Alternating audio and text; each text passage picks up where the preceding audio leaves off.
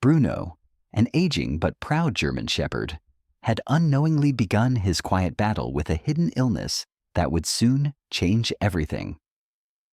In the serene town of Oak Ridge, life moved at a gentle pace. Nestled between pine-covered hills and winding trails, it was the kind of place where people knew each other's names, and pets were more like family. Among the town's many beloved animals, Bruno stood out. Tall, strong, and alert, he had been the loyal companion of firefighter Daniel Carter for nearly 8 years. To the people of Oak Ridge, Bruno wasn't just a pet. He was a hero in his own right. Daniel had adopted Bruno as a pup, fresh out of fire academy and still adjusting to the weight of his responsibilities. From their very first night together, Bruno had slept beside Daniel's bed, his steady breathing a quiet comfort in the silence. Over time, Bruno became more than a dog. He became Daniel's partner on the job and in life. The pair responded to emergencies together, with Bruno trained to assist during search and rescue missions. He had once sniffed out a child lost in the forest during a storm, guiding Daniel through thick fog until the boy was found. The story had made the local paper, but Daniel always said it was Bruno who deserved the credit. Off-duty, their bond only deepened. Bruno was there on Daniel's darkest days, the anniversary of his father's passing, the long, lonely holidays when duty kept him from family, and the quiet evenings when the world felt too heavy. In every moment, Bruno offered something no one else could: unwavering loyalty, silent understanding, and a presence that asked for nothing but love in return. But lately, something was off. It began subtly. Bruno, once bursting with energy and excitement at the jingle of Daniel's keys, now lifted his head slowly when it was time for their morning walk. His once hearty appetite had dulled, and his water bowl seemed untouched by evening. Daniel noticed the change immediately. At first, he tried to convince himself it was age. After all, Bruno was no longer the pup he used to be. But deep down, a quiet worry settled in his chest. One morning, as the golden sunlight spilled through the kitchen window, Daniel called out, "Breakfast, boy." The sound of dry kibble hitting the bowl echoed in the silence. Bruno didn't come. Daniel found him curled up by the couch, eyes half closed, body still. "Hey, buddy." He knelt, gently touching Bruno's head. The dog didn't flinch. He barely moved. A chill ran through Daniel's spine. Panic rising, he scooped Bruno into his arms and rushed to the truck. His hands trembled on the wheel as he drove toward the Oak Ridge Veterinary Clinic, praying this was something minor, something fixable. He didn't know it yet, but this would be the beginning of the hardest chapter of their lives. The quiet hum of the air conditioning in Oak Ridge Veterinary Clinic did little to calm Daniel's nerves. He sat stiffly on the bench in the examination room, his eyes locked on Bruno, who lay weakly on the table. Bruno's breathing was shallow, his eyes distant, yet still searching for Daniel, ever faithful, even in pain. Dr. Emily Harris, the town's most trusted veterinarian, moved carefully around the room. She had known Bruno for years, had seen him as a playful pup, then as a strong, sharp rescue dog, and now, heartbreakingly, as a frail shadow of his former self. She gently ran her fingers along Bruno's ribcage, pressing lightly, listening to his heartbeat, frowning in silent concern. Daniel could barely sit still. "It's not just age, is it?" he asked, his voice low and tense. Emily glanced up, her eyes soft with empathy. "No, it's not." She sighed, walked to her desk, and pulled up the lab results on her screen. "I ran his blood work. His kidneys are failing, advanced renal disease, and there's more." She turned the screen toward Daniel, showing the scan. "He has tumors, multiple, one near his liver, another pressing against his spine. They're aggressive. It's cancer." The words hit Daniel like a collapsing building. He blinked, stunned, as if he hadn't heard her right. "Cancer?" he echoed, breath catching in his throat. Emily nodded gently. I'm so sorry, Daniel. I know how much he means to you. Daniel reached out, resting his hand on Bruno's paw. The dog didn't react. His energy was too drained, but his eyes flickered slightly at the touch. But there has to be something we can do. Surgery, medicine, anything. I wish there was, she replied quietly. The tumors have spread too far, and his kidneys, they're shutting down. We can manage the pain for a little while, but the kindest thing would be to let him go peacefully. Let him go. Those words echoed in Daniel's mind, louder than anything else in the room. The thought of saying goodbye, of walking out of the clinic without Bruno, was unbearable. His chest tightened, his vision blurred. For a man who had faced burning buildings and life-or-death rescues, this moment, this helplessness, was the most terrifying of all. I'm not ready, he whispered, stroking Bruno's head. Not yet. Emily placed a gentle hand on his shoulder. You don't have to be. We can give him something to make him comfortable, for a few hours or a day at most. But we'll have to decide soon. Daniel nodded, though his heart screamed in protest. Bruno had always been his strength, and now, when his best friend needed him most, Daniel felt powerless. But one thing was certain. If Bruno was nearing the end, Daniel would make sure he didn't face it alone. He leaned down, pressing his forehead to Bruno's. We're going to face this together, buddy, just like always. The clinic room had never felt so quiet, so heavy. Daniel sat on the floor, legs crossed beside the blanket where Bruno now lay, too weak to stand, barely able to lift his head. The pain medicine had helped calm the trembling in Bruno's body, but it had also dulled his once bright eyes. Still, when Daniel spoke, Bruno's ears twitched faintly, just enough to let him know. I hear you. I'm still here. The hours they'd been given felt like both a gift and a cruel countdown.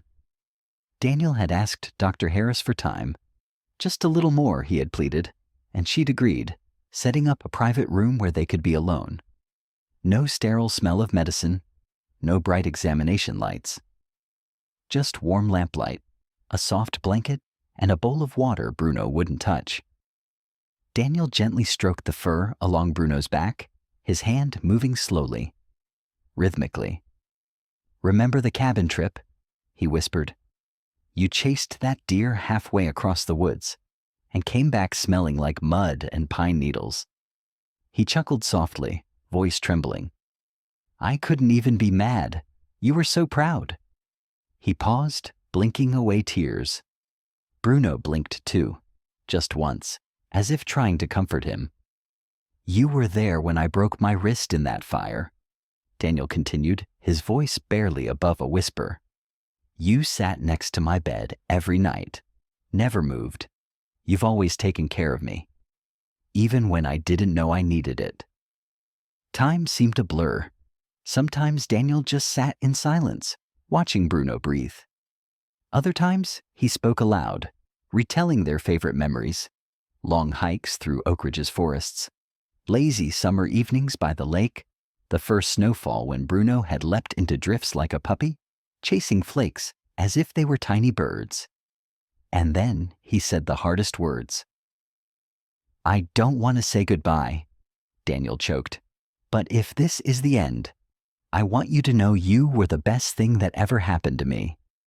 You weren't just my dog, Bruno. You were my heart.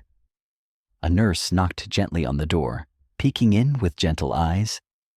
Dr. Harris is ready whenever you are, she said softly. Daniel swallowed hard and nodded. Just one more minute. He lay down beside Bruno, his forehead pressed to the dog's. You're not alone, okay? I'm right here. I'll stay with you. All the way. He closed his eyes, feeling Bruno's shallow breaths against his chest. For a moment, the world shrank to just this. Man and dog, bound by something deeper than words, deeper than life. Outside, the sun was beginning to set, casting soft orange light through the window. Inside, a goodbye was being whispered that would echo for the rest of Daniel's life. The morning sun filtered softly through the clouds as Daniel wheeled Bruno's gurney out into the clinic's small garden. It was peaceful here, lined with blooming lavender, gentle rustling trees, and a single wooden bench under an old oak. It was the kind of place where farewells could feel like whispers, not screams. Bruno lay still, wrapped in a warm blanket. His breathing was faint, his chest rising and falling like distant waves. The sedative had dulled his pain, and for a while, he had slept. Now his eyes fluttered half open, meeting Daniel's with the barest flicker of recognition. Daniel knelt beside him. "This is it, boy. Our last sunrise together." He ran a hand through Bruno's fur, once thick and glossy, now thinning and dry. The weight of what was coming crushed his chest, but he tried to stay strong for Bruno. Tears welled in his eyes, but he blinked them away. Bruno didn't need sorrow. He needed love, comfort, peace. Dr. Emily Harris approached quietly, her eyes somber. She held the syringe gently in her hands, not rushing, not pushing. "Are you ready?" she asked softly. Daniel looked down at Bruno. "No," he whispered. "But he deserves to rest. He's fought enough." He bent closer, his forehead touching Bruno's. "I love you, Bruno. Thank you for everything." Then something happened. Bruno stirred. Very slowly, almost impossibly, he moved one paw, then the other. His muscles trembled with effort. Daniel leaned back in surprise. "Bruno?" And then, with a strength that should not have been possible for a dying dog, Bruno lifted both front paws and wrapped them around Daniel's shoulders. It wasn't a stretch.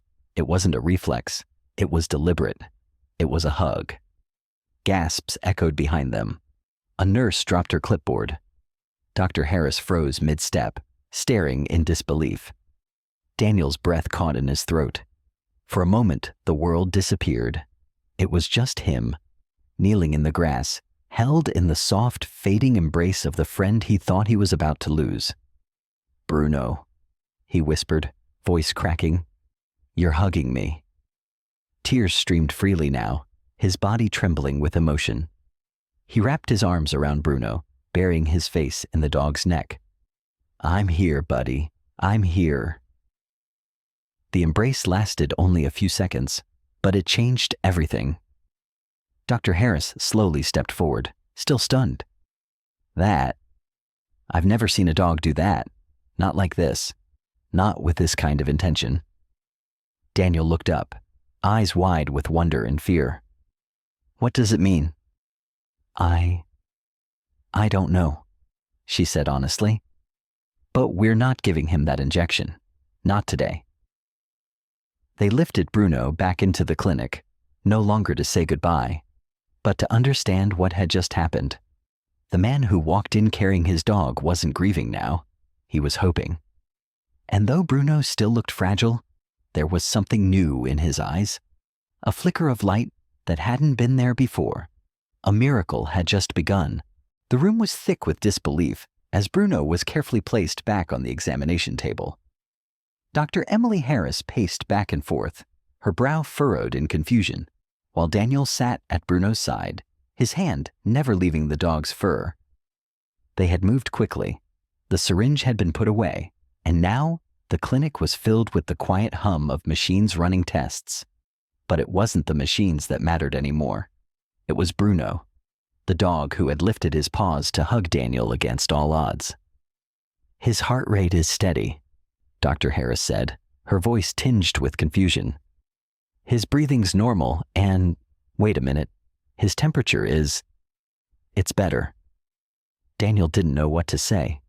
He just kept watching Bruno, whose eyes now seemed clearer, more focused.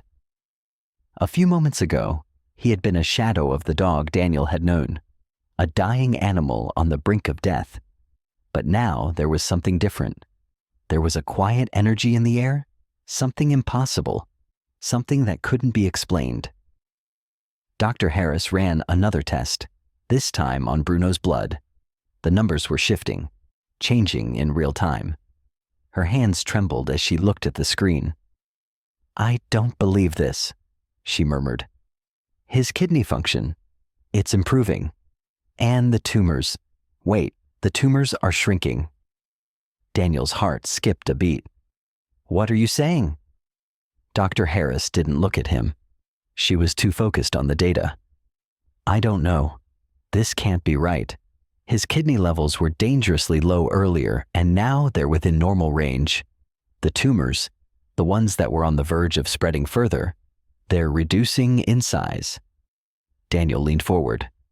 "You're saying he's getting better?" "I don't know how," Dr. Harris said, still in shock. "But it looks like, yes, he's improving." Tears welled up in Daniel's eyes. He looked down at Bruno, whose eyes met his with a soft, tired gaze. "You did it, buddy. You fought. You never gave up." The vet continued to test, running every diagnostic tool she had, and with each result, she seemed more and more stunned. The tumors were smaller, the kidneys functioning better than they had in days. Even Bruno's once dull fur now had a faint sheen to it, as though life had started flowing back into him, though slowly and cautiously. Finally, Dr. Harris let out a breath, leaning back in her chair. "I've never seen anything like this. It's as if his body just decided to fight. But medically speaking, there's no explanation." Daniel stood up, his legs shaking from the whirlwind of emotions. He reached down and gently stroked Bruno's fur. "You're a miracle, aren't you?" Bruno gave a soft sigh, his tail giving a faint wag. It was weak, but it was a sign, one that made Daniel's heart soar. His best friend was still here. He wasn't gone. Not yet. As the hours passed, Bruno's condition continued to improve. Every time Daniel looked at him, it was as if the dog was slowly coming back to life. The tests were clear. Bruno was recovering, against all odds. And as Daniel sat beside him, holding his paw, he knew something that no doctor or scientist could explain. Love had done what science couldn't. The impossible had happened. Bruno was coming back. The days that followed were a blur of hope, disbelief, and cautious optimism. Bruno's recovery was nothing short of miraculous, and with each passing day, Daniel watched in awe as the dog he thought he was about to lose began to regain strength. What had been a frail, suffering creature just days ago was now standing tall, his body recovering in ways that no one, not even the best veterinarians, could explain. Daniel spent every moment by Bruno's side. Every time the dog ate, every time he took a step, Daniel felt a surge of gratitude. Bruno's recovery wasn't just physical, it was emotional too. The bond between them, which had always been strong, seemed to deepen with each moment of healing. It was as if they both understood that this second chance was something they had to cherish, something they had to fight for together. It wasn't easy. Bruno still had moments of weakness, moments when he would collapse onto his bed, panting as though the effort had been too much. But with Daniel's encouragement, with his gentle, reassuring words, Bruno always got back up, and slowly, the dog began to regain the playful energy he had once had. One afternoon, a week after Bruno's miraculous recovery began, Daniel took him for a walk around the neighborhood, a small, quiet area where the air was fresh and the streets were lined with trees. It was a place they had walked together countless times before, but this time it felt different. Bruno's paws hit the pavement with a steady rhythm. His movements were slower than usual, still a little hesitant, but there was an unmistakable joy in his eyes. He looked up at Daniel, tail wagging just slightly. It was a quiet moment, the kind of moment that didn't need words. As they walked, Daniel couldn't help but marvel at how far Bruno had come. It was as if every step Bruno took was a victory, not just for him, but for both of them. The world around them seemed to blur, as if time had slowed down. It was just Daniel and Bruno, two old friends rediscovering their love for life. Daniel stopped at their usual spot by the park, where Bruno had once chased after squirrels and birds. He crouched down, looking his dog in the eyes. "Look at you, buddy," Daniel said softly, his voice full of wonder. "You're getting better. You really are." Bruno barked softly, as if acknowledging Daniel's words. It wasn't the wild, playful bark of his younger days, but it was enough to make Daniel laugh. He reached out and gently scratched behind Bruno's ears, a familiar gesture that always brought comfort. "This is your second chance, Bruno," Daniel whispered. "And I promise you, I'm never going to take it for granted." The bond between them was more than just companionship now. It was a testament to the power of love, loyalty, and the strength of their connection. Bruno wasn't just recovering, he was thriving, and Daniel was right there with him every step of the way. As they walked back home, Daniel's heart was light. For the first time in weeks, he felt like the weight of the world had lifted. Bruno was still here. His best friend was still by his side, and together, they would continue to make memories, one step at a time. Bruno had defied the odds, and Daniel had witnessed the power of love in its purest form. A second chance was more than a gift. It was a miracle. Years passed since that miraculous day, but for Daniel and Bruno, time seemed to slow, savoring each moment they had together. The miraculous recovery had changed everything, not just for Bruno, but for Daniel too. What had been a simple bond between a man and his dog had transformed into something deeper, something that defied the limits of science and reason. Bruno had lived on, healthy and strong, far beyond what anyone had predicted. His fur had regained its rich, glossy shine, his eyes sparkled with life, and his movements were as energetic as they had ever been. And yet there was a quiet wisdom in him now, a recognition that he had been given something precious, something rare. Daniel had become more than just Bruno's owner. He had become his partner, his companion, his family. Together, they had hiked through forests, run along beaches, and spent countless hours curled up together on the couch, where Daniel would stroke Bruno's fur and the two would share quiet moments of connection. It wasn't just the physical recovery that had changed Bruno. It was his spirit. He had lived through a near-death experience and had come out the other side stronger with an unshakable bond to the man who had never left his side. In many ways, Bruno had become a symbol of resilience, a reminder that even in the face of impossible odds, love could heal, love could save. The story of Bruno's miraculous recovery spread far and wide. News outlets picked it up, sharing his tale of defying science, and it became a beacon of hope for pet owners everywhere. People from all over the world reached out to Daniel, telling him how Bruno's story had inspired them to keep fighting for their own animals, no matter how bleak the situation seemed. But for Daniel, the greatest reward was simply having Bruno by his side every day. There was no greater miracle than the love they shared, the quiet moments they spent together, and the adventures they still embarked on. Bruno's second chance wasn't just a gift to the dog. It was a gift to Daniel, too. As the years went by, Bruno grew older, his movements slower, his once vibrant energy fading, but the connection between them never wavered. Daniel knew that every moment with Bruno was precious. They had defied the odds together, and as they sat side by side on the porch watching the sunset, Daniel whispered softly, "We've been through so much, haven't we, buddy? And we still have each other." And for Daniel and Bruno, that was enough. Their bond would last a lifetime, a bond beyond science, beyond explanation, and beyond anything that could ever be measured, a bond built on love,